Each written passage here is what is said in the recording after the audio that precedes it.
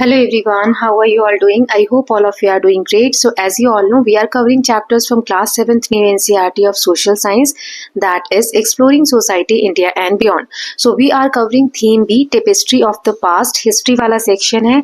इसका chapter 4 already देख चुके हैं. इस वीडियो में हम chapter 5 start कर रहे हैं जिसका नाम है The Rise of Empires. ये इस chapter का part 1 है. आप यहाँ content sheet भी देख सकते हैं. थीम A के सभी chapters complete हो गए हैं. थीम B का हमें सेकेंड चैप्टर कर रहे हैं यानी चैप्टर नंबर 5 और थीम डी का चैप्टर नंबर 9 भी कंप्लीट हो गया है.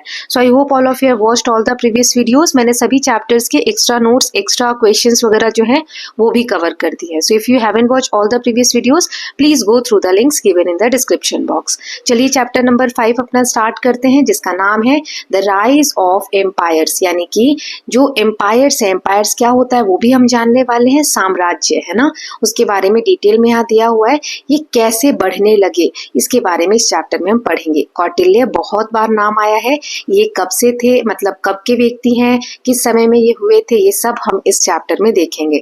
इन्होंने अर्थशास्त्र एक किताब लिखी थी, उसमें इन्होंने लिखा है they can not be a country without people. कोई भी देश ऐसा नहीं हो सकता जो बिना लोगों के हो. लोग मिलकर देश बनाते हैं. And there is no kingdom without a country. अगर कोई कंट्री ही नहीं है तो फिर कोई राज्य नहीं हो सकता. कंट्री है तभी तो कोई राज्य है ना. देन यहाँ पे एक इमेज दी गई है, रॉक कट केव है, बराबर हिल्स जो बिहार, जो अभी स्टेट है हमारा, वहां पर है. ये पहाड़ को कट करके, पत्थर को कट करके अंदर केव बनाई गई है. ठीक है, सो इसे बोलते हैं रॉक कट केव. यहाँ पे बिग क्वेश्चंस, इस चैप्टर में हम कौन कौन से क्वेश्चंस कवर करने वाले हैं तो देखेंगे.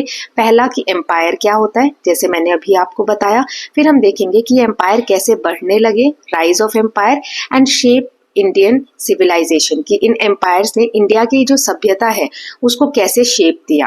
देन थर्ड देखेंगे what factors facilitated the transition from kingdoms to empires. पहले छोटे छोटे राज्य हुआ करते थे है ना, जिसमें राजा राज किए करते थे. अब किंगडम ने कैसे एम्पायर में ट्रांजिशन लिया, यानी कैसे छोटे छोटे किंगडम मिलकर बड़े साम्राज्य बन गए, वो हम जानेंगे. Then what was life like from the 6th to 2nd century BCE, before common era. जब से कॉमन एरा स्टार्ट हुआ उससे पहले की बात हो रही है. सो 6th BCE से हम पढ़ने वाले हैं 2nd BCE तक क्या कंडीशंस रही थी. ठीक है, सो ये हम इस चैप्टर में क्वेश्चंस कवर करने वाले हैं. सो चलिए स्टार्ट करते हैं. यहाँ पर एक इमेज दिया गया हुआ है और बच्चे हैं जो टाइम ट्रैवल, एक मशीन उनको मिल गई है जिसका नाम है इतिहास. ठीक है, इस मशीन का क्या नाम है, इतिहास. और ये बच्चे जो हैं, यहाँ पे लिखा है भाविशा एंड ध्रुव, ये दोनों बच्चे, एक टाइम ट्रैवल मशीन मिल गई है जिसे कहते हैं इतिहास. ये एक टाइम मशीन है जिससे वो पास्ट में ट्रैवल कर सकते हैं. और taking a clue from their history lesson they decided to visit Pataliputra for their first journey. सबसे पहले वो अपनी पास्ट की जर्नी में कहाँ जाना चाहते हैं, पाटलिपुत्र. पाटलिपुत्र जो आज का मॉडर्न डे पटना है उसके सेम लोकेशन है ना. सो यहाँ पे एक इमेज देख सकते हैं जो एक आर्टिस्टिक रिप्रेजेंटेशन है. पाटलिपुत्र कुछ ऐसा दिखा करता था. ठीक है, चलिए अब आगे देखते हैं, चैप्टर को रीड करते हैं. सो अभी दोनों बच्चे ट्रैवल कर रहे हैं तो अब उन्होंने वहां क्या क्या देखा उसके बारे में दिया है. So landing on the outskirt of the great city, एक बड़ा शहर है उसके आउटस्कर्ट मतलब बाहरी वाले हिस्से पर वो लोग लैंड हुए. A little dizzy they saw a girl talking to a person on horseback dressed in strange clothes. As he left, she turned to them and they asked her for her name. देखिए एक लड़की खड़ी है. जब वो लोग उस land पे उतरे ना पाटलिपुत्र पे उस टाइम मशीन के थ्रू, तो थोड़ा डिजी फील कर रहे थे, उन्हें थोड़े थोड़े चक्कर आ रहे थे. तो उन्होंने देखा एक लड़की जो है वो एक आदमी से बात कर रही है. इस इमेज में हमने देखा था ना, यहाँ पर ये दिया हुआ, ये देखो, ये जो लड़की है इस आदमी से बात कर रही है जो घोड़े पर बैठा हुआ है ना. उस लड़की ने अलग तरीके के कपड़े पहन रखे और जैसे वो लड़का वहां से गया, वो लड़की उन बच्चों की तरफ मुड़ी तो उन्होंने उससे उसका नाम पूछा. तो लड़की क्या कहती है, my name is Ira, daughter of Kanha Das the iron smith. एक लुहार है, उसकी बेटी है वो, जिसका नाम है कान्हा दास. वेलकम टू पाटलिपुत्र, पाटलिपुत्र में आपका स्वागत है. Glad to meet you Ira, our names are Bhavishya and Dhruv. तो दोनों बच्चे कहते हैं कि हमारा नाम भविष्य है और ध्रुव है, हमने तुमसे मिलकर अच्छा लगा. Keep your voice down, do you see those soldiers marching पास। फिर वो बच्ची उन दोनों बच्चों को चुप करा देती है, मतलब इरा जो है वो भाविशा और ध्रुव को चुप करा देती है और कहती है चुप हो जाओ, देखो यहाँ पर सोल्जर्स मार्च कर रहे हैं। इस इमेज में देखिए यहाँ दिया हुआ है ये जो सोल्जर्स हैं मार्च कर रहे हैं ना, मार्च करके कहीं जा रहे हैं। So they are heading to battle against a neighbouring kingdom that has been troubling us. ये जो मार्चिंग है ये बैटल के लिए है, युद्ध होने जा रहा है, पास के जो राजा है मतलब किंगडम राज्य है उससे लड़ाई होने जा रही है क्योंकि वो हम लोगों को परेशान कर रहे हैं। Our king avoids war when he can but he also protect his people when needed. हमारे जो राजा हैं, अब इरा बता रही है अपने राजा के बारे में, हमारे जो राजा हैं वो जहां तक पॉसिबल हो वॉर नहीं करना चाहते हैं, युद्ध को अवॉइड करते हैं, लेकिन अपने लोगों की प्रोटेक्शन के लिए जब उन्हें जरूरत पड़ती है तो वो युद्ध भी करते हैं। My father held forge many of the swords they carry. अब इरा जो डॉटर है किसकी, आयरन स्मिथ, लोहार जो लोहे की चीजें बनाते हैं, तो स्वॉर्ड्स यानी तलवार वगैरह उसके पापा बनाते होंगे, तो उसके पापा मदद करते हैं इस चीज में। And my uncle is one of the soldiers in the group, और जो इरा के अंकल हैं वो इन सोल्जर्स में से ही एक हैं। I just came to see him off. I don't know when he will return. मैं बस उनको सी ऑफ करने आई थी, बाय बोलने आई थी, क्योंकि पता नहीं है कि अब मैं उनको कब देखूंगी। Then next यहाँ दिया हुआ है the group watches as an impressive procession of soldiers crosses a sturdy drawbridge leading out of the city. Some on horseback and the army chiefs on elephant back. Then the three children cross the same drawbridge to enter the city. इस तरीके से army जो है bridges से होकर मार्च कर रही है, कुछ हॉर्स बैक पे है, यहाँ एलिफेंट्स भी देख सकते हो ना, फिर बच्चे भी वहीं से जाते हैं। What kind of bridge is this, asked Bhavisha, and is it a river below. तो भविशा पूछती है ब्रिज कैसा है और क्या इसके नीचे नदी बह रही है। This bridge keeps us safe, तो यहाँ पर इरा बताती है कि ये जो ब्रिज है ये हमें सेफ रखता है। And it's lifted whenever there is a danger of attack on the city. जब भी ऐसा कोई डेंजर होता है कि हमारी सिटी पर अटैक होने वाला है, इस ब्रिज को उठा दिया जाता है। जैसे नदी है नीचे, इसके ऊपर एक ब्रिज है ना, तो इसको जब यूज लिया जाता है मतलब कहीं पर हमें आक्रमण करना है या कहीं युद्ध करना है तब, और जैसे ही युद्ध समाप्त होता है या हमें खतरा होता है कि कोई कहीं से आक्रमण कर सकता है तो इस ब्रिज को उठा दिया जाता है ऊपर की तरफ, ठीक है, ताकि कनेक्शन टूट जाए। Now and no it's not a river, it's a moat. ये जो नीचे पानी है ये रिवर नहीं है, मोट है। मोट क्या होता है, एक नाले जैसा जिसमें पानी डाला जाता है। Once the drawbridge is lifted, it makes it more difficult to approach the fortification. जैसे यहाँ पर किला है, ठीक है, ये हम ले लेते हैं, यहाँ पर किला है, राइट। अब यहाँ पर मोट है, एक नाला है जिसमें पानी है, ठीक, मगरमच्छ वगैरह पाले जाते थे। अब यहाँ पर एक ब्रिज बना दिया गया। अब जब राजा को कहीं जाना होगा तो इस ब्रिज को कनेक्ट कर दिया जाएगा इस पार, है ना, और राजा यहाँ से चला जाएगा।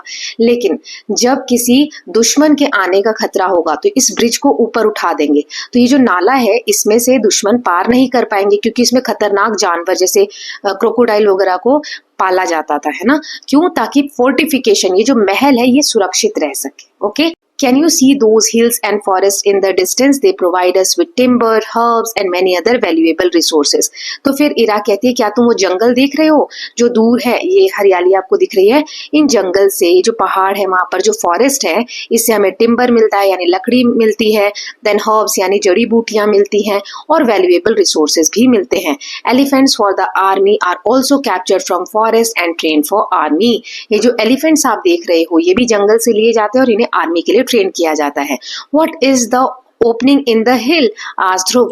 तो ध्रुव पूछता है कि ये जो हिल्स हैं, माउंटेन है या हिल है, इसमें ओपनिंग कैसी है। सो इरा बताती है ये केव है, गुफा है, मैंने आपको इमेज दिखाई थी। So our king is getting it carved out for a community of monk, I hope we can visit it when it's finished. अभी वो बन ही रहा है क्योंकि ये लोग टाइम ट्रेवल कर रहे हैं, उस समय में गए हुए हैं। तो इरा बताती है कि पत्थरों को काटकर एक गुफा बनाई गई है ताकि जो मॉन्क हैं, जो साधु होते हैं, वो लोग इसमें रह सके और अपना टाइम स्पेंड कर सके। ओके, तो राजा ने उनके लिए बनवाया है। नाउ आगे देखते हैं। So as they move through Pataliputra they take in its splendour towering wooden ramparts with watchtowers, majestic palaces and buildings, lively streets। जब वो पाटलिपुत्र से गुजर रहे थे तो उन्होंने क्या क्या देखा कि लकड़ियों के महल बने हुए हैं, बड़े बड़े वॉच टावर क्या होते हैं, महल के ऊपर इस तरीके से टावर्स बने होते हैं और छोटी छोटी खिड़कियां होती हैं जिसमें से दूर से कोई दुश्मन आ तो नहीं रहा, उस पे नजर रखी जा सकती है। Ira gestures toward a bustling market filled with traders from distant land. फिर ईरा उनको मार्केट की तरफ इशारा करती है और कहती है देखो कितने सारे ट्रेडर्स यानी व्यापारी वहां पर आए हुए हैं दूर दूर से। You must visit our main market before you leave. फिर ईरा कहती है तुम्हें जाने से पहले हमारा जो मेन मार्केट है वो जरूर विजिट करना चाहिए। Our king welcomes travellers from all over, so you will get silk from China, spices and gems from south, fine cloths from different region, there nothing you won't find it Pataliputra. So Ira बताती है तुम्हें वहां China का silk मिल जाएगा market में, south के जो parts है वहां से मसाले और जेम्स मिल जाएंगे, अच्छे कपड़े तुम्हें देखने को मिलेंगे जो अलग अलग रीजन से मार्केट में लाए जाते हैं। ऐसा कुछ नहीं है जो तुम्हें पाटलिपुत्र में नहीं मिलेगा। What are those people over there doing, asked Dhruv. तो ध्रुव पूछता है कि वो बच्चे, वो जो लोग हैं वहां पर, वो लोग क्या कर रहे हैं। Oh these are street acrobats, they build human pyramids, sing and dance और act in short plays to entertain people, sometimes they perform in front of the king. Acrobats हैं ये सारे, ईरा बताती है। वो क्या करते हैं, ये ह्यूमन पिरामिड बनाते हैं, डांस करते हैं, जैसे डांस करते वक्त एक के ऊपर एक खड़े होकर इस तरीके से कुछ स्ट्रक्चर्स क्रिएट करते हैं, छोटे छोटे प्लेज नाटक वगैरह करते हैं, कभी कभी राजा के मनोरंजन के लिए भी वो लोग ये परफॉर्म करते हैं। Your king sounds very powerful, remarked भविष्य। तो भविष्य कहता है, या भविष्य कहती है कि तुम्हारे राजा बहुत पावरफुल लग रहे हैं तुम्हारी बातों से। Does he rule the region around Pataliputra, क्या ये जो पाटलिपुत्र जगह है वो इस एरिया के अराउंड के रीजन जगहों पर अपना रूल करते हैं, शासन चलाते हैं। तो ईरा कहती है मच मोर देन दैट, उससे भी ज्यादा, सिर्फ पाटलिपुत्र के अराउंड नहीं बल्कि उससे भी बड़े एरिया में राज्य करते हैं। He ruled over a vast land far and far beyond this city, इस सिटी से बहुत बहुत दूर तक इनका शासन है। His authority extends over many villages, towns and kingdoms. My uncle told me that it takes close to 2 months on horseback to reach the borders of territory. So Ira के जो अंकल है वो बताते हैं कि जैसे ये पाटलिपुत्र है, सो पाटलिपुत्र के राजा का अधिकार या रूल, शासन कहाँ तक है, तो वहां तक अगर हॉर्स बैक से जाया जाए, मतलब घोड़े पर बैठकर जाया जाए, तो कितने समय लगते हैं, यहाँ दिया हुआ है कि 2 months, 2 महीने लगते हैं। तो समझ सकते हो कि कितना ज्यादा एक्सटेंड है, right. So that sounds bigger than just a kingdom, what do you call it. ये तो किंगडम नहीं है, किंगडम तो छोटे जगह पर होता है। बच्चे कहते हैं ये इतना बड़ा है तो इसको हम क्या कहते हैं, so it is called empire. तो ईरा बताती है कि इसे हम एम्पायर कहते हैं। एम्पायर यानी साम्राज्य, जब छोटे छोटे किंगडम बहुत सारे मिलकर, जैसे एक मेन राजा है, ठीक, उसने यहाँ के किंगडम पे अपना कंट्रोल कर लिया, यहाँ के किंगडम पे अपना कंट्रोल कर लिया, यहाँ के किंगडम को हरा दिया, यहाँ के किंगडम को हरा दिया, तो अब ये सारा एरिया एक राजा के अंदर आ गया, इस वाले राजा के कंट्रोल में आ गया। तो ये बड़े वाले एरिया को हम क्या बोलते हैं, एम्पायर बोलते हैं। ओके, आई होप आपको किंगडम और एम्पायर में अंतर समझ में आया होगा। एम्पायर बड़ा होता है as compare to kingdom. Okay, चलिए अब आगे देखते हैं। सो वही दिया हुआ है, what is an empire, empire होता क्या है। So the word empire comes from Latin verb, Latin एक लैंग्वेज है उससे आया है।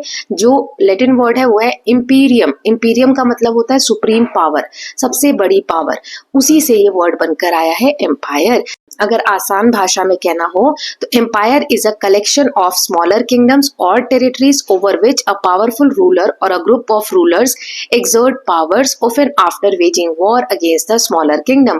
So empire क्या होता है, छोटे किंगडम्स का या फिर छोटी छोटी टेरिटरीज, टेरिटरीज मतलब जगह है ना, लैंड एरिया। सो उस पे जब पावरफुल रूलर कोई अपना कंट्रोल कर लेते हैं या ग्रुप ऑफ रूलर्स कंट्रोल कर लेते हैं वॉर वगैरह करके छोटे किंगडम्स के अगेंस्ट, तो उसे हम कहते हैं empire. Okay, now the smaller territory, The smaller territories still had their own ruler, but they were all tributaries to the emperor, who ruled the whole territory from a capital, usually a major center of economic and administrative power. So अभी जो मैंने आपको example बताया, ये रहा main राजा, है ना. अब इसने ये छोटी छोटी जो किंगडम्स थे उस पर अपना कंट्रोल कर लिया है, राइट. सो ऐसा नहीं है कि ये जो बीच में राजा है, मेन राजा है, वही इन चारों जगह पर शासन करेगा. हो सकता है यहाँ का अपना राजा हो, यहाँ का अपना राजा हो, यहाँ का अपना राजा हो, यहाँ का अपना राजा हो. ये है तो अलग अलग, लेकिन अब ये किसके अधीन है? मेन राजा के. तो उसकी बातों को फॉलो करते हैं. और ये ट्रिब्यूटरी है. ट्रिब्यूटरी क्या होता है? यहाँ दिया हुआ है, a tributary in our case is a ruler और a state that has submitted to an emperor and pay tribute, that is money, gold और other precious metals, grains, livestocks, elephants और other valuable goods produced in their kingdom and is given to emperor as a sign of submission. ये important word है. Loyalty or respect. A synonym for tributary is vassal. Vassal, ये भी important term है. And another way to express this is to say that tributary or vassal kingdom accepted the emperor's overlordship. Tributary मतलब क्या होता है? So, जैसे एक main राजा centre में था, है ना. अब यहाँ पर मैंने बताया छोटे छोटे किंगडम्स पे क्या करता है? कंट्रोल कर लेता है, राइट. अब ऐसा नहीं है कि ये राजा ही इस जगह पे जाके अपना पावर एक्सटेंड कर रहा है या फिर राज्य कर रहा है. यहाँ के जो किंग है उससे युद्ध हुआ इस मेन राजा का, ठीक है, इसका. अब क्या हुआ? इस किंग को उसने हरा दिया. हराने के बदले अब ये हुआ, इस किंग ने सबमिशन कर दिया, आत्मसमर्पण कर दिया, सौंप दिया खुद को इस मेन राजा को, ठीक है. सो अब ये जो जगह है किसके अंडर में आ जाएगी? मेन राजा के अंदर में आ जाएगी, ठीक. अब ये जो किंग है ये मेन राजा को ट्रिब्यूटरीज देते हैं, जैसे कि कुछ सामान देते हैं बदले में, लाइव स्टॉक्स, एलिफेंट्स, है ना, कुछ कीमती सामान, ये सब उसको ट्रिब्यूटरी एज अ गिफ्ट देते हैं, ट्रिब्यूटरी देते हैं मेन राजा को, ठीक है. इसे हम क्या बोलते हैं? एम्पेरर. ये हो गए किंग, क्योंकि छोटे किंगडम को संभाल रहे हैं. अब ये तो बड़ा एम्पायर बन गया ना, तो जो एम्पायर को संभालता है उसे हम राजा नहीं कहते, एम्पेरर कहते हैं, सम्राट कहते हैं, ठीक है, क्योंकि वो एम्पायर को संभाल रहा है, right. I hope it is clear. Emperor, king, empire, kingdom, ये सब आपको क्लियर है, ठीक है. सो इसी ट्रिब्यूटरी को हम वसल भी बोलते हैं. सो ये जो छोटे किंगडम्स है, जब मेन राज्य को कुछ देते हैं, मेन राजा को कुछ देते हैं, तो उसे हम कहते हैं ट्रिब्यूटरीज. ओके, सो ये हो गया. Now in ancient Sanskrit text, word commonly used for emperor made this clear. They include samraj, अभी मैंने आपको बताया, meaning the lord of all और सुप्रीम रूलर, अधिराजा और ओवरलॉर्ड, एंड राजधिराज और किंग ऑफ किंग्स. तो ये कुछ टर्म्स है जो एम्पेरर के लिए यूज हुए हमारे संस्कृत भाषा में, जैसे साम्राज, फिर जिसे कहते हैं द लॉर्ड ऑफ ऑल मतलब सबका राजा, फिर सुप्रीम रूलर जिसे कहते हैं अधिराज या ओवरलॉर्ड, है ना, फिर राजधिराज या किंग ऑफ किंग्स, राजाओं का राजा, ठीक. Indian history is full of empires. India की हिस्ट्री में हमें बहुत सारे एम्पायर्स के बारे में पता चलता है. दे रोज, वो बड़े हुए, एक्सपैंड हुए, lasted for a while, then decline and disappear. So सबका एक साइकिल होता है. पहले एक छोटा सा किंगडम होता है, वो साम्राज्य बनता है और बड़ा साम्राज्य बनते जाता है, फिर धीरे धीरे एक्सपैंड होके फिर कुछ समय तक ऐसे टिका रहता है और फिर धीरे धीरे छोटे होते जाते हैं, डिक्लाइन होते जाते हैं, फिर खत्म ही हो जाते हैं ना.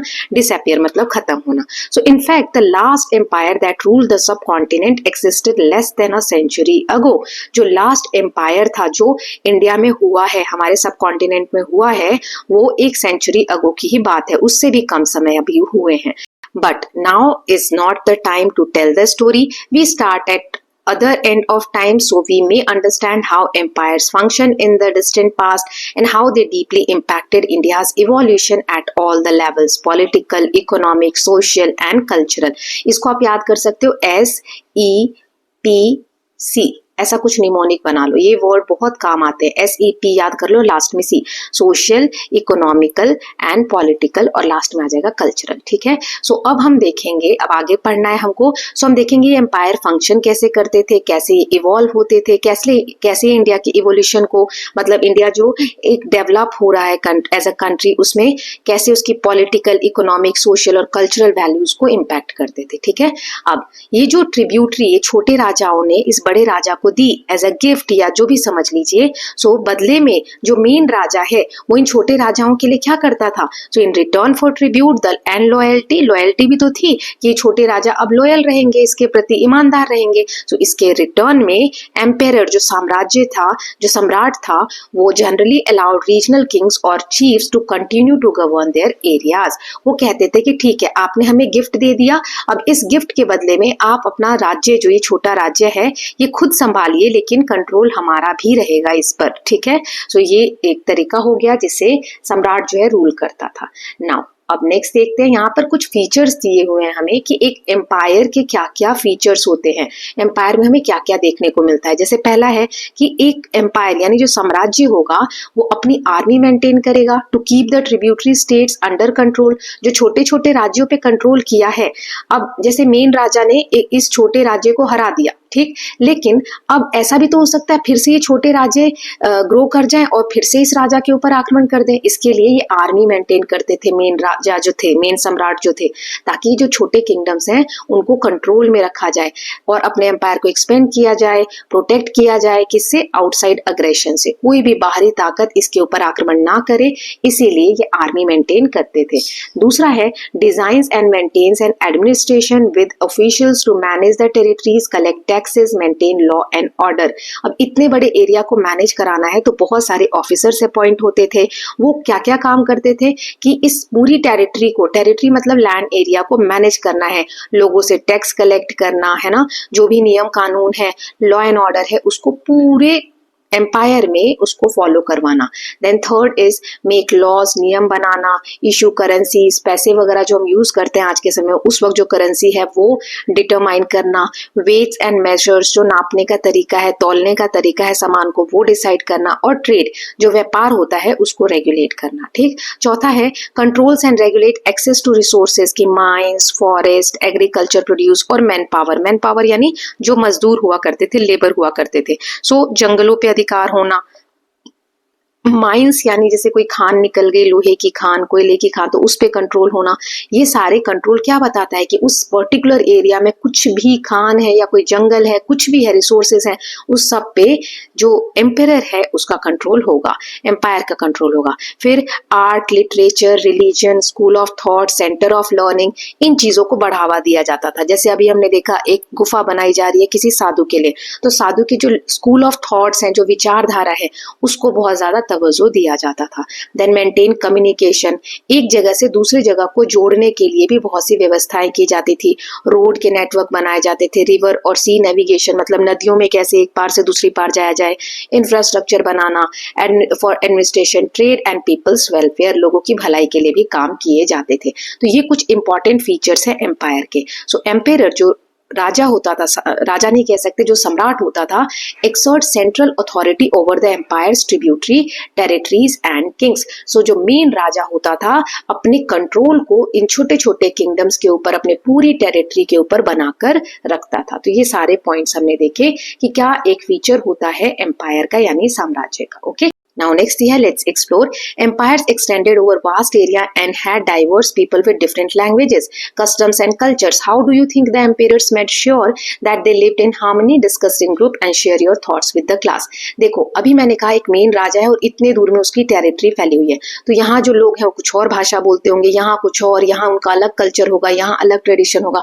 तो राजा कैसे ये इंश्योर करता था सम्राट कि ये सभी लोग हार्मनी यानी पीसफुल तरीके से रह सके? तो इसका आंसर हो सकता है, एक मैंने यहाँ एग्जाम्पल दिया है कि दे अलाउड, राजा क्या करते थे कि लोकल जो राजा है, लोकल जो रूलर है वहां के, सम्राट उन्हें अलाउ करते थे टू गवर्न, कि वो अपना शासन खुद चलाएं, ट्रेड प्रमोट करते थे, अलग अलग रिलीजन को सपोर्ट करते थे, रोड्स बनाते थे, कम्युनिकेशन नेटवर्क बनाते थे जिसमें हमने देखा ब्रिजेस वगैरह, नेविगेशन सुविधाएं, and issue common laws in popular language. और जो वहां की भाषा हुआ करती थी, मान लो मेन राजा तो यहाँ है, जो यहाँ की भाषा है उसी भाषा में लॉज, नियम कानून बनाए जाते थे ताकि ताकि ये लोग अच्छे से समझ पाए। तो इस तरीके से जो एम्पायर्स के एम्पेरर्स होते थे वो इंश्योर करते थे कि जो छोटे छोटे किंगडम है, डाइवर्स पीपल हैं, उनको हार्मनी पीसफुल तरीके से रखा जाए।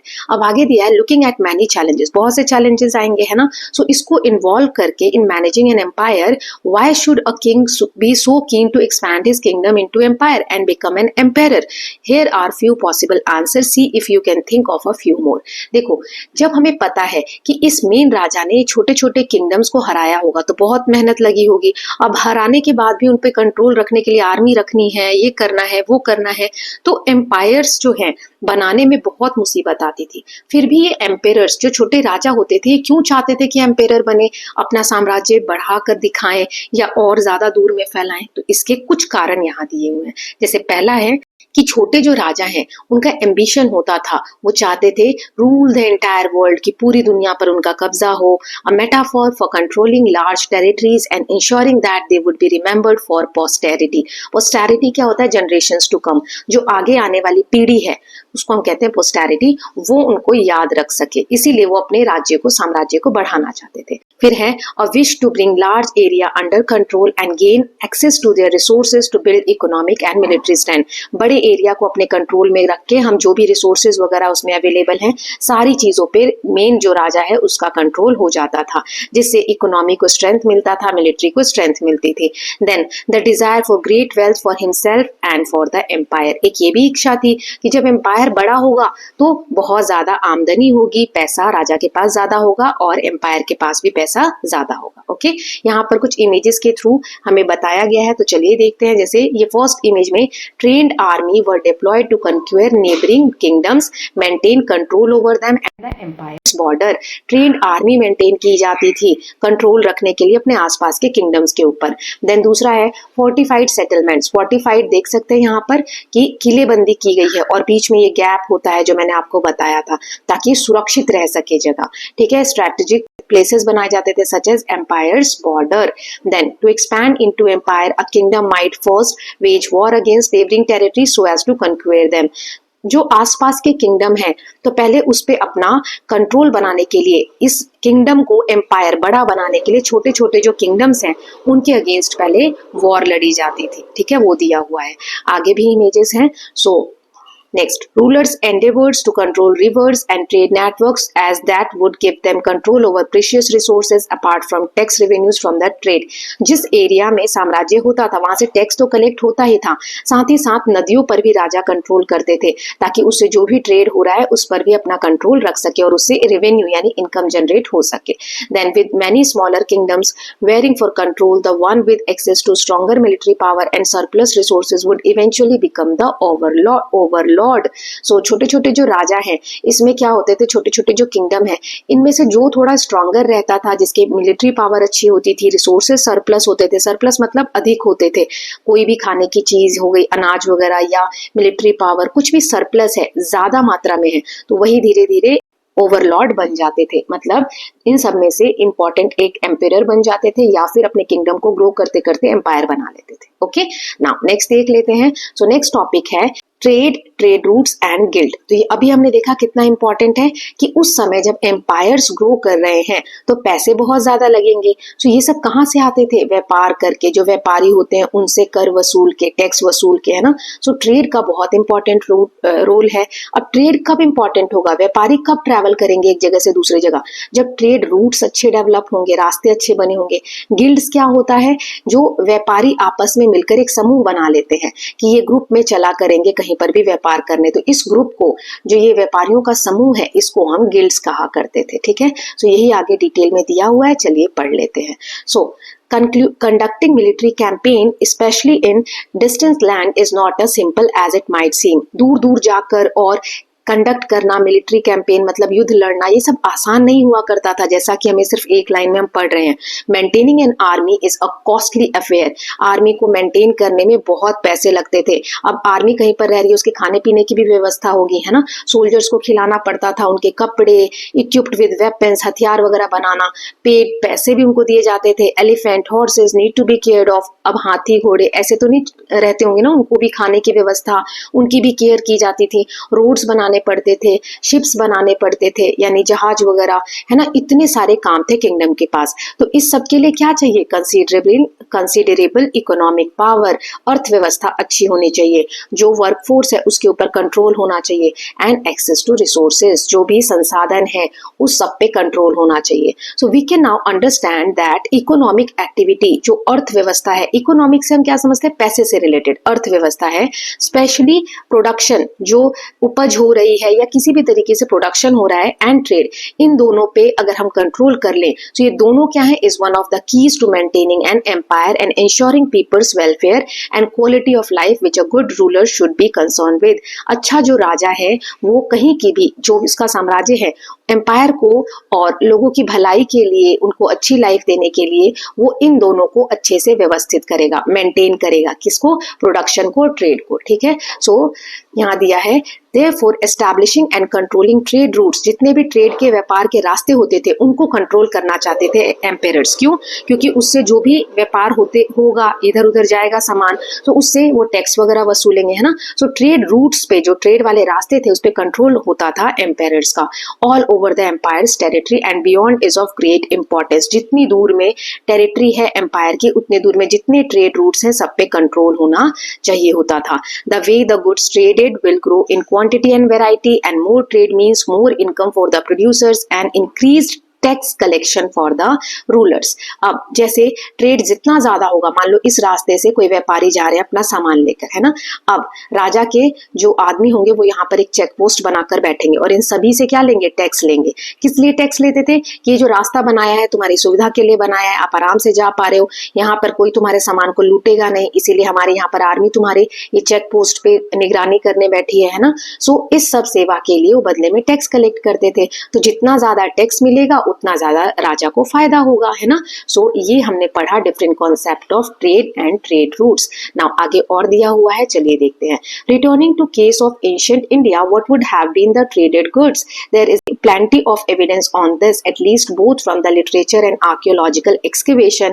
Textiles, spices, agriculture produce, luxury items such as gems and handicraft products, and various animals were among the main items of trade. So trade तो होता था, व्यापार होता था, लेकिन किन चीजों का व्यापार होता था, तो इसके लिए हमें बहुत सारे सोर्सेज से पता चला है, जैसे लिटरेचर किताबें वगैरह से, या आर्कियोलॉजिकल एक्सकेवेशन, जो खुदाई होती है, अवशेष वगैरह मिलते हैं, उनसे पता चलता है कि जो खेती होती थी वो बेचा जाता था, खरीदा जाता था। टेक्सटाइल यानी कपड़े वगैरह, स्पाइसेस यानी मसाले, लग्जरी के आइटम्स जैसे मणि वगैरह होती है, पत्थरों का जो सामान होता है बना हुआ, हैंडीक्राफ्ट, वो सब, और एनिमल से रिलेटेड बाकी चीजें जो है वो ट्रेड होती थी। ठीक है, so all the brisk trade was not limited to India. ये जो सारा ट्रेड है ये सिर्फ इंडिया में ही नहीं होता था, इंडिया तक ही लिमिट नहीं था।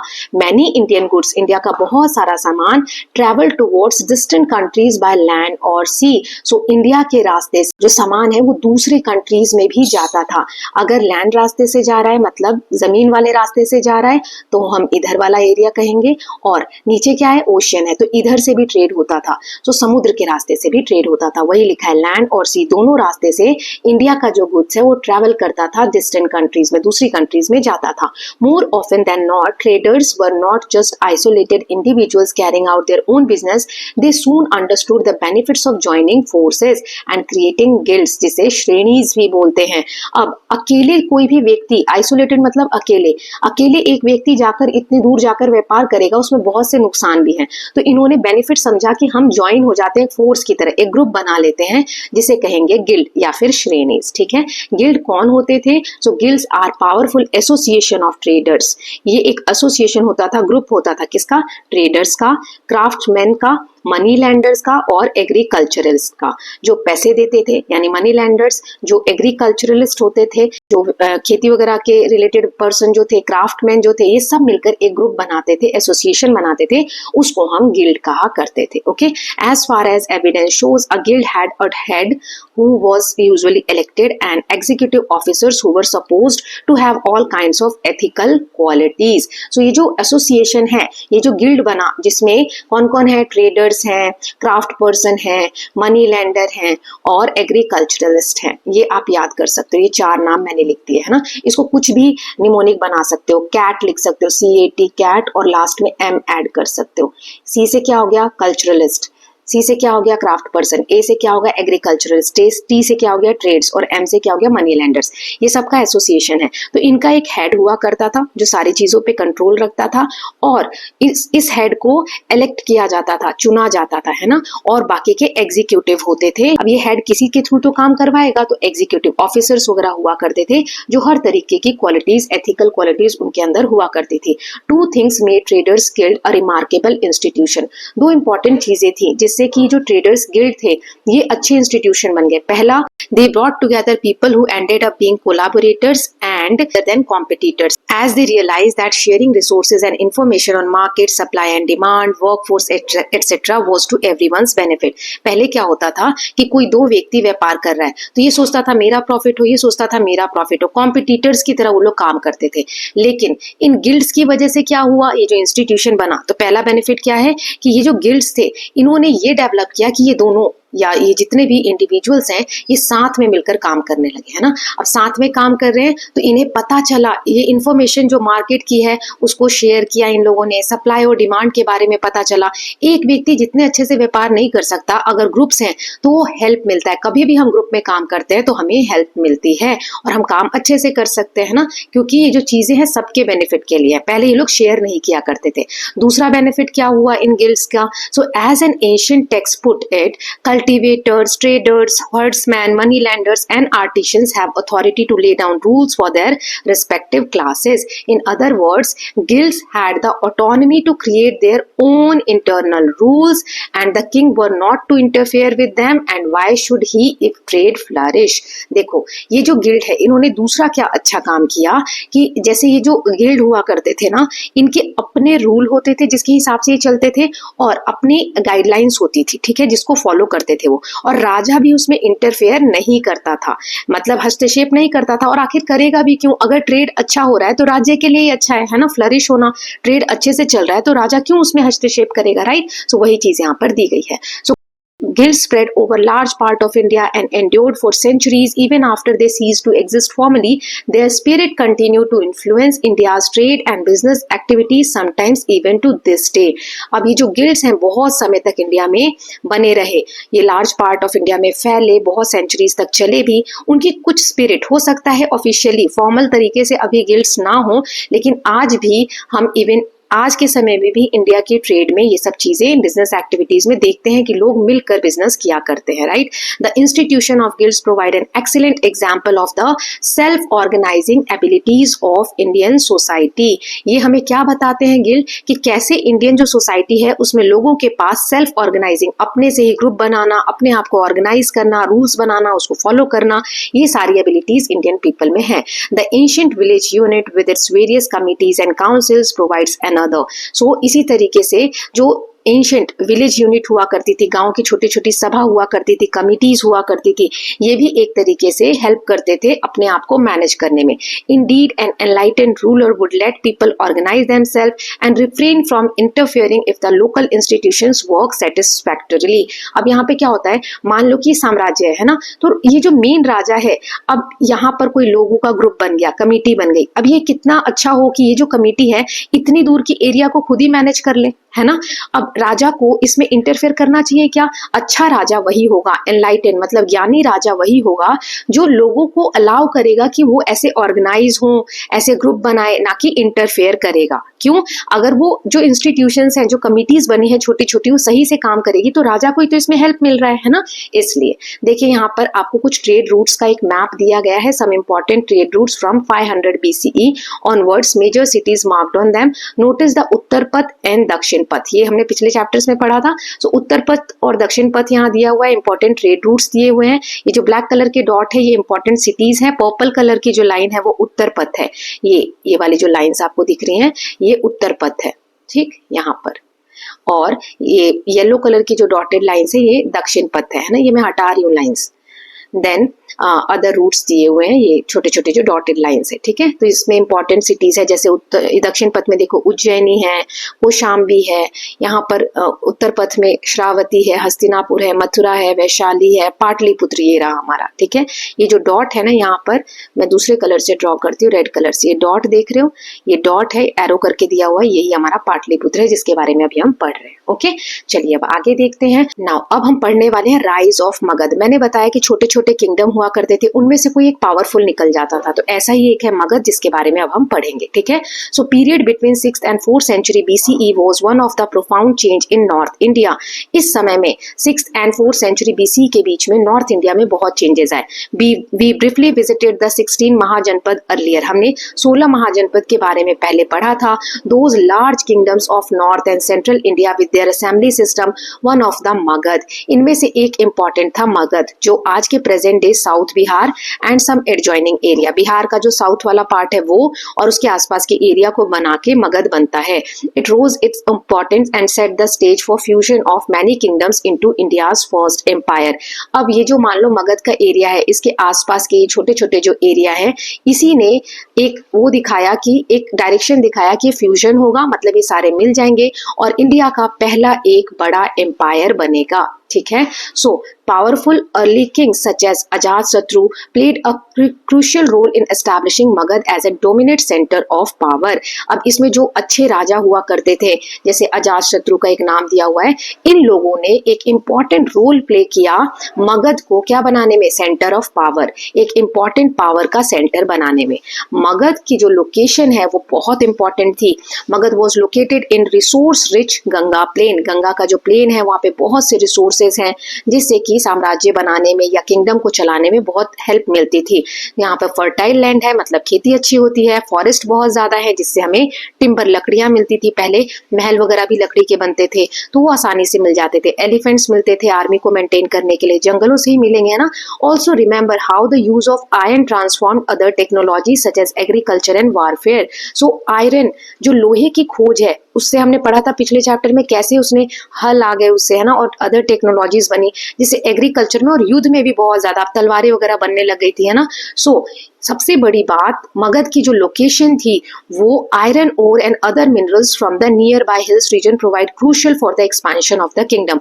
इसके आसपास जो पहाड़ी एरिया थे वहां से हमें आयरन ओर मिलता है।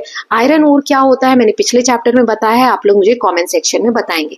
तो यहाँ से वो चीजें मिलती है जिससे हम आयरन का सामान बना सकते हैं। सो इसलिए भी ये जो मगध किंगडम था ये ग्रो हो पाया। The use of iron ploughs, जो हल होते हैं लोहे के, to till the land increase agricultural produce and lighter and sharper iron weapon strengthen the capabilities of army. अब आर्मी बहुत स्ट्रांग हो गई थी, क्यों? क्योंकि शार्प वेपन्स बनने लग गए थे लोहे से और हल्के भी होते थे वो, है ना। लोहे के हल बनने लग गए जिससे कि एग्रीकल्चर प्रोड्यूस इंक्रीज हुआ, खेती जो उपज है वो बढ़ने लगी। तो कोई साम्राज्य क्यों नहीं ग्रो करेगा जब वहाँ खाने की दिक्कत नहीं है, वहाँ की आर्मी के पास एलिफेंट्स हैं। उस समय का सबसे हम कह सकते हैं इंपॉर्टेंट रोल प्ले किया करते थे एलिफेंट आर्मी में, है ना। फिर हथियार वगैरह बहुत अच्छे रहने लगे हैं, राइट। तो इसलिए भी एम्पायर ग्रो हुआ। देन आगे दिया हुआ है the production of surplus food grains allowed more people to focus on art and craft which were in demand inside and outside the empire's border। अब खाने की कमी नहीं है, अच्छे से अनाज मिल रहा है, तो बाकी के लोग क्या करेंगे, वो क्राफ्ट पे वर्क करते थे, वो आर्ट वर्क पे वर्क किया करते थे जिसकी बहुत ज्यादा डिमांड होने लगी। Then the Ganga and Son river provide a geographical advantage for trade as they could be used for transportation. नदियों में हमने देखा एक जगह से दूसरी जगह जाया जाता था, सो ये जो गंगा और सोन नदी है इसके थ्रू ट्रांसपोर्ट हुआ करता था, ट्रांसपोर्टेशन हुआ करता था। ओके, सो फ्लरिशिंग ट्रेड, ये जो ट्रेड व्यापार इतना बूस्ट हो रहा था, अच्छा हो रहा था, सो इसने क्या किया, बूस्ट किया एम्पायर की इनकम को। जो साम्राज्य है उसकी इनकम बढ़ी और मगध क्या हुआ, राइज होने लग गया। मैंने बताया था छोटे छोटे किंगडम जब राइज होने लगते हैं, बड़े होने लगते हैं, वही बनकर क्या बनाते हैं, एम्पायर। सो मगध इस तरीके से राइज हुआ। Now around 5th century BCE Mahapadma Nanda rose to prominence in Magadha and founded the Nanda dynasty. अभी हमने अजातशत्रु के बारे में पढ़ा, उसके बाद इस समय के अराउंड 5th सेंचुरी बीसी के अराउंड महापद्म नंद आया, जिसने नंद डायनेस्टी की, नंद वंश की शुरुआत की। He successfully unified many smaller kingdoms and extended his empire across part of eastern and northern India. अब जो एम्पायर था, जो किंगडम था उसका छोटा सा, पहले जब नंद डायनेस्टी की शुरुआत हुई उसने उसको यूनिफाई किया और जो छोटे छोटे एरिया आसपास थे उनको भी उसमें मिला लिया नंद डायनेस्टी में, ठीक है। As the economy thrived he began issue coins demonstrating his economic power. अब इकोनॉमी बहुत ज्यादा बढ़ने लगी, व्यापार बहुत ज्यादा होने लगा, सो खरीद बेच करने के लिए अब उसने सिक्के की शुरुआत की। इस तरीके से सिल्वर कॉइन महापद्म नंद के द्वारा बनाए गए, ये पाए गए हैं खुदाई में या एक्सकेवेशन में। सो वो दिखाते हैं कि राजा कितना स्ट्रांग हुआ करता था, तभी तो कोई राजा सिक्के बनवा रहा है और इकोनॉमी को और ज्यादा स्ट्रेंथन कर रहा है, right. So we also learn from Greek account that the Nand dynasty maintain a large army. अब ग्रीक जो जगह है, ग्रीस है ना, वहां से लोग जो इंडिया में विजिट करने आते थे वो जाते थे, तो वहां पर अकाउंट्स मतलब वो अपनी किताबें लिखा करते थे कि उन्होंने इंडिया में क्या क्या देखा। सो उन किताबों से हमें पता चलता है कि नंद डायनेस्टी जो है उसके पास लार्ज आर्मी हुआ करती थी। Okay, from various accounts of Nand dynasty. अब नंद डायनेस्टी जो थी उसके भी लोगों ने तो बहुत सारी किताबें वगैरह लिखी होंगी, लेख लिखे होंगे, है ना। सो डायनेस्टी मतलब क्या होता है, वंश, ठीक है। सो नंद वंश के जो अकाउंट्स है उनसे पता चलता है, it appears that it's last ampere Dhanananda, सबसे लास्ट जो राजा था या सम्राट था वो कौन था, Dhanananda. Though very rich became highly unpopular as he oppressed and exploited his people. So last ruler Dhanananda के बारे में हमें नंद डायनेस्टी के टेक्स्ट से पता चलता है कि ये अमीर तो था, मतलब पैसे तो तब भी बहुत थे, लेकिन ये अनपॉपुलर हो गया लोगों के बीच में। लोग इसको पसंद नहीं करते थे क्योंकि इसने लोगों को एक्सप्लॉइट किया, लोगों का शोषण किया, उसे लोगों को परेशान किया बहुत ज्यादा, है ना, अपनी पावर का मिसयूज किया, इस कारण लोग उसे पसंद नहीं करते थे। This pave the way for Nanda empire to be conquered and absorbed into what would become one of the largest empire India ever knew, the Mauryan Empire। अब क्या हुआ, जब कहीं का कोई राजा, जैसे ये नंद डायनेस्टी है इसमें, और अभी जो राजा है नंद डायनेस्टी का वो है धनानंद। धनानंद अच्छे से साम्राज्य नहीं संभाल रहा, लोगों को तंग कर रहा है, दुखी कर रहा है। तो अब इससे क्या पता चलता है, अब कोई भी नया आ सकता है राजा, क्योंकि लोग यहाँ के खुश नहीं है और वो इसके ऊपर कंट्रोल कर लेगा, है ना। सो कोई भी अंदर का हो या बाहर का इसके ऊपर कंट्रोल कर सकता है। सो यहीं से रास्ता बनता है, पेव्ड वे मतलब एक रास्ता बनाया गया, किसके लिए, नंद एम्पायर को कन्क्वेयर कर लिया जाए, जीत लिया जाए, और इसको एक लार्जेस्ट एम्पायर जो इंडिया का पहला था उसे हम कहते हैं मौर्य एम्पायर बनाया जाए। ओके, सो मौर्य एम्पायर सबसे बड़ा और सबसे पहला एम्पायर है इंडिया का, इसके बारे में हम पढ़ेंगे। ओके, सो धनानंद का था, ये डायनेस्टी थी, एक किंगडम हम बोल सकते हैं। अब इसी को उसने बढ़ा दिया, लेकिन अभी वो एम्पायर नहीं था, इसको और ज्यादा इंक्रीज करके मौर्यन एम्पायर बनाया गया। ओके, यहाँ पर एक इमेज दी गई है, देखिए नाउ। अभी ये एक पैनल दिया गया है, यहाँ पर सांची स्तूपा से लिया गया है। स्तूपा क्या होते हैं, इस तरीके से कंस्ट्रक्शन होता है, मैंने लास्ट पार्ट्स में बताया हुआ है आपको। सो इसमें आप देख सकते हैं कि किस तरीके से हाथी पे, घोड़े पे, पैदल भी सैनिक है ना। सो वही यहाँ पे दिया हुआ है, सोल्जर्स राइडिंग एलिफेंट, हॉर्सेस, और फुट पे भी है ना, बैटल के लिए जा रहे हैं, लड़ाई के लिए जा रहे हैं। और कुशीनगर के बारे में भी दिया हुआ है, जो कुशीनारा के नाम से पहले जाना जाता था। वहां पे नॉर्थ इंडिया में एक सिटी है जो recover relic of Buddha, Buddha जो थे, बुद्ध भगवान जो थे, उनके रेलिक जो अवशेष है उनको कैरी कर रहे हैं, राइट। सो ये सारी चीजें यहाँ पर पैनल में दिखाई गई है। नाउ नेक्स्ट आगे दो फैक्ट दिए हुए हैं, don't miss out. Two of the most famed religious figures of the world, जो दुनिया के दो एक इंपॉर्टेंट फिगर्स हैं, लोग हैं जिनको जाना जाता है, जैसे सिद्धार्थ गौतम जिन्हें हम बुद्धा के नाम से जानते हैं, और वर्धमान जिन्हें हम महावीर के नाम से जानते हैं, वो lived in the time of Ajatashatru. जो अजातशत्रु सबसे पहले हमने राजा के बारे में पढ़ा ना, उसके समय में ये दोनों हुआ करते थे। Revisit their teachings in the grade 6 textbook India's cultural roots chapter. आपने 6th क्लास की टेक्स्ट बुक में इन दोनों के बारे में पढ़ा था, भगवान बुद्ध के बारे में भी और महावीर के बारे में भी। ये किस समय में हुए थे, जब राजा अजातशत्रु हुआ करते थे, ठीक है। Now the famed Sanskrit grammarian Panini. So Sanskrit की ग्रामर को लिखने वाले जो व्यक्ति हैं जिनको हम पाणिनि के नाम से जानते हैं, वो भी 5th सेंचुरी बीसी के अराउंड ही हुए थे, जब नंद डायनेस्टी हुआ करती थी। He is known for composing the Ashtadhyayi. Ashtadhyayi an ancient text है जिसमें that list rules of Sanskrit grammar in 3996 short sutras. Sutras यानी होता है फॉर्मूलाज, ठीक है। सो अष्टध्यायी एक संस्कृत की ग्रामर की किताब है जिसमें संस्कृत की ग्रामर्स के रूल्स लिखे हुए हैं पाणिनि ने। ये भी कब हुए थे? ये जब हम नंदा डायनेस्टी के बारे में पढ़े 5th सेंचुरी BC के अराउंड हुए थे। ये इंडिया का एक पोस्ट स्टैम्प दिया हुआ है जिसमें आप पाणिनि का इमेज देख सकते हैं। सूत्रास क्या होते हैं? कंसाइज, छोटे, carefully crafted phrases that capture knowledge and importance ideas from ancient Indian text in a way that easy to remember and pass on. एक फॉर्मूला जैसा बना देना, सूत्र बना देना है ना, जिसको कि याद रखा जा सके और आगे पढ़ाई को और आसान किया जा सके या इंडियन टेक्स्ट को आसानी से समझाया जा सके। ओके, नाउ अब हम आते हैं द अराइवल ऑफ ग्रीक्स। अभी मैंने बताया कि ग्रीक के अकाउंट्स में हमें इंडिया में क्या हुआ करता था, कैसे हुआ करता था, उसके बारे में पता चलता है। तो कब पॉसिबल है? जब ग्रीस से लोग आया करते होंगे इंडिया में। ये देखिए हमारा इंडिया है यहाँ पर, है ना। सो ग्रीस से लोग जब इंडिया में आया करते होंगे तभी तो वहां के लोग लिख रहे हैं इंडिया के बारे में, है ना। सो कब वो अराइव हुए इंडिया में, कब आने लगे, तो उसके बारे में थोड़ा सा दिया हुआ है। चलिए पढ़ते हैं। So while events unfolded in Magadha located in the eastern part of subcontinent, what was happening in north western region? This was home to smaller kingdoms along an ancient route connecting to Mediterranean। यहाँ पर Mediterranean सी है, ये वाला, ये blue colour दिख रहा है आपको, मेडिटेरेनियन सी। इसके अराउंड क्या हो रहा है? हमने देखा मगध एम्पायर यहाँ पर है ईस्टर्न पार्ट में इंडिया के, लेकिन नॉर्थ वेस्टर्न पार्ट में जो ऑरेंज कलर है यहाँ पर क्या हो रहा है?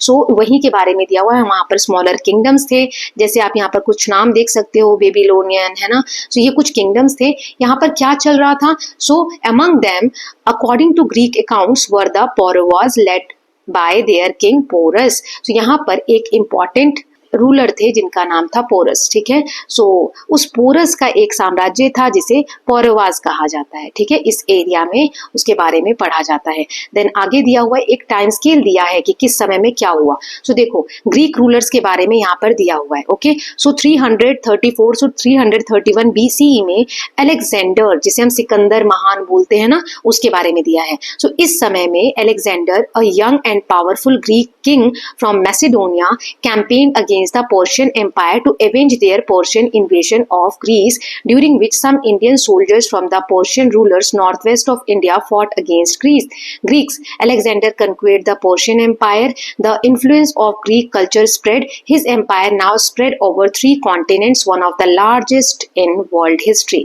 So Alexander जो है वो उस समय के पावरफुल एक तो ये यंग था और पावरफुल ग्रीक किंग था। कहाँ से? मैसेडोनिया से।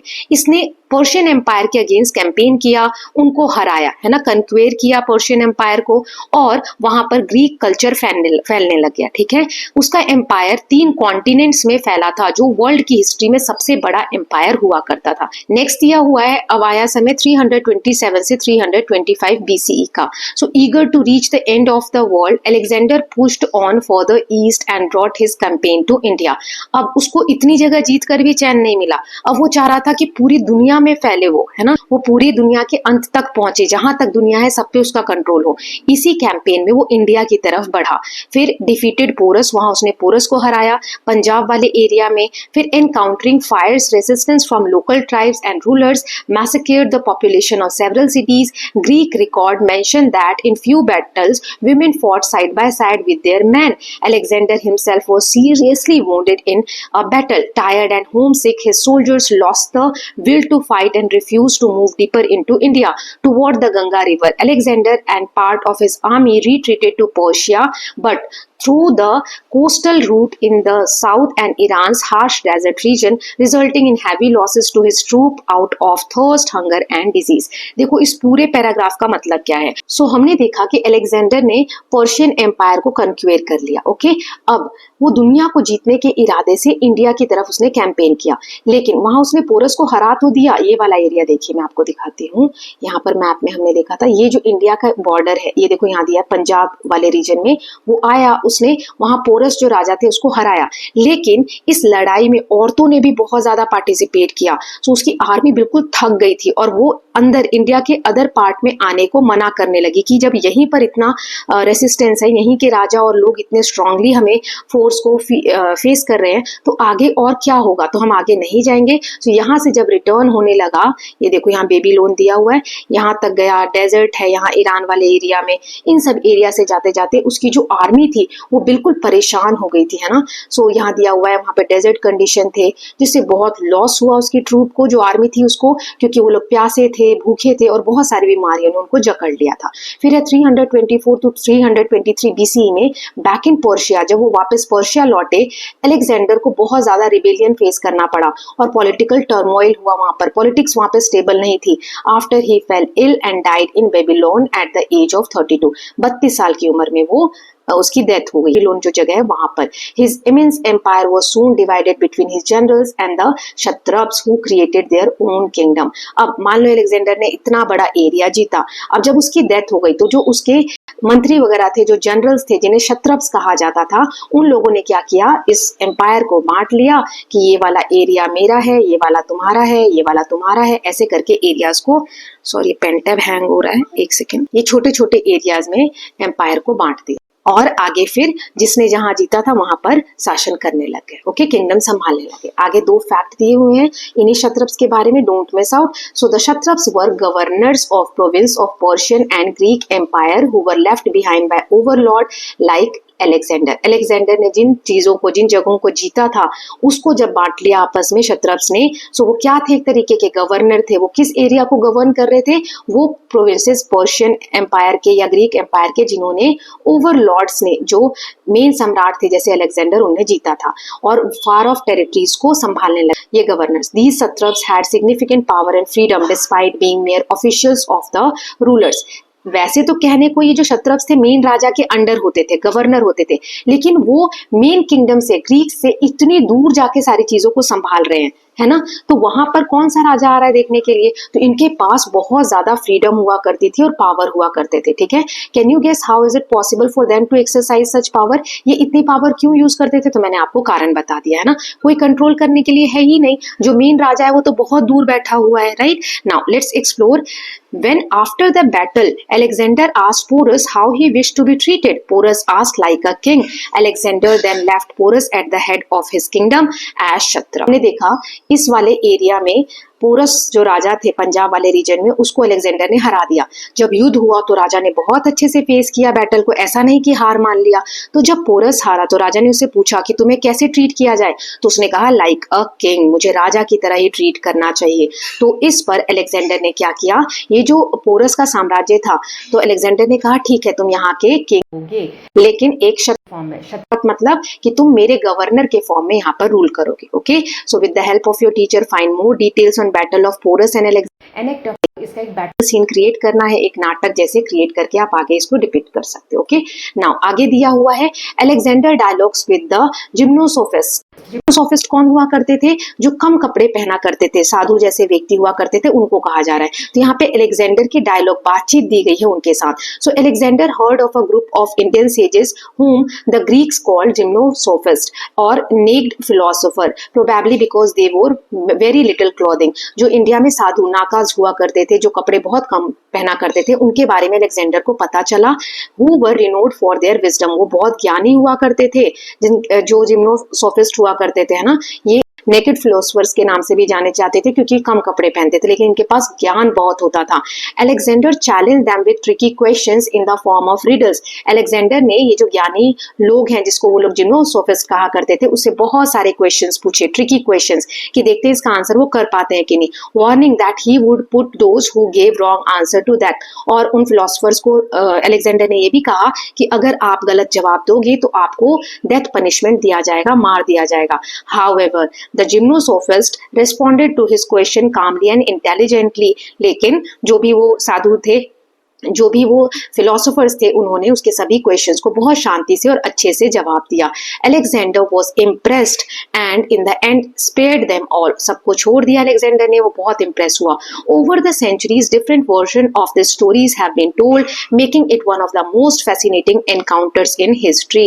ये जो कहानी है बहुत सारे तरीकों से आपको पढ़ने को मिलेगी, बताई जाएगी, या हमें कई जगह पर जानने को मिलती है। ये हिस्ट्री का एक बहुत इंपॉर्टेंट पहलू है कि किस तरीके से किसी देश के जो फिलोसोफर्स हैं उन्होंने किसी राजा को इम्प्रेस किया अपने नॉलेज से, अपनी बुद्धि से। सो एक अकाउंट के हिसाब से अलेक्जेंडर ने पूछा व्हाट इज स्ट्रॉन्गर, लाइफ और डेथ, क्या मजबूत है, लाइफ इंपॉर्टेंट है मतलब मजबूत है या डेथ। सो एक साधु ने जवाब दिया लाइफ, लाइफ इंपॉर्टेंट है because it endures while death does not.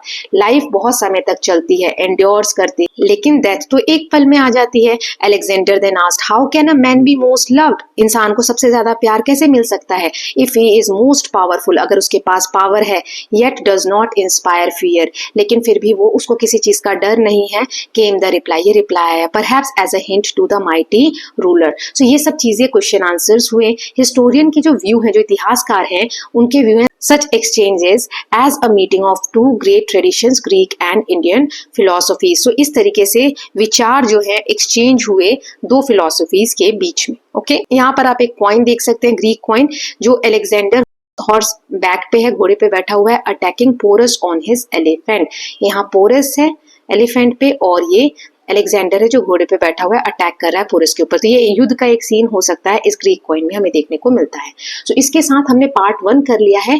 अब ये जो हमने मौर्यास कैसे राइज हुए थोड़ा सा देखा, आगे हम स्माइटी मौर्यास के बारे में और ज्यादा डिटेल में जानेंगे। ओके पार्ट 2 में देखेंगे, चैप्टर ऑलरेडी बहुत लेंथी हो गया है। So with this we are done with part 1 of chapter number 5। We will complete this chapter in 2 parts। Okay so I hope all of you are loving these videos. If you are doing so, please like and share it and don't forget to subscribe Kalyan TV channel for more such videos. Thank you so much.